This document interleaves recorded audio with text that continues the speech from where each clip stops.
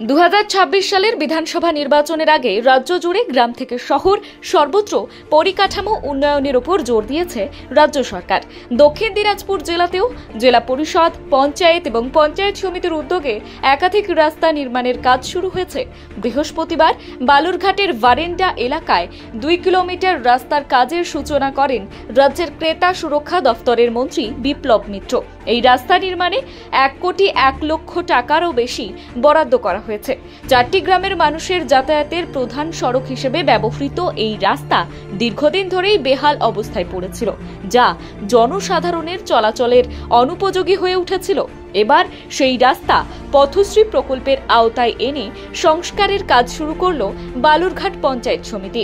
এদিনের অনুষ্ঠানে মন্ত্রী বিপ্লব মিত্র ছাড়াও উপস্থিত ছিলেন বালুরঘাট পঞ্চায়েত সমিতির সভাপতি অরূপ সরকার, বালুরঘাট ব্লকের বিডিও সম্বল ঝা, ডিপিএসসি চেয়ারম্যান সন্তোষ হাঁসদা, জেলা পরিষদের সদস্যরা, স্থানীয় পঞ্চায়েত প্রধান এবং অন্যান্য আধিকারিক সহ বহু সাধারণ মানুষ।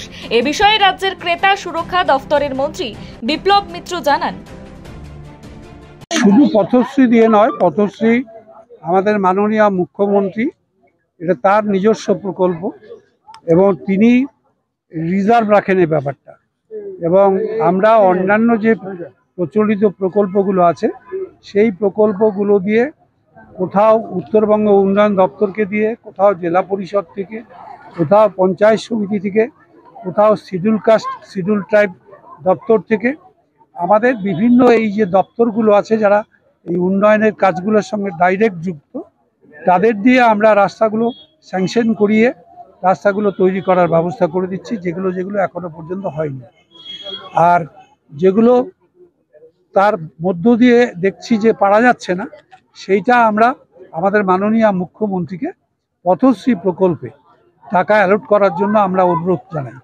এবং আমরা অনুরোধ করলে, এমন ঘটনা এখনো হয়নি আমাদের দক্ষিণ দিনাজপুর জেলায় যে আমরা চেয়েছি মুখ্যমন্ত্রী দেননি এরকম কোনো রাস্তা নেই।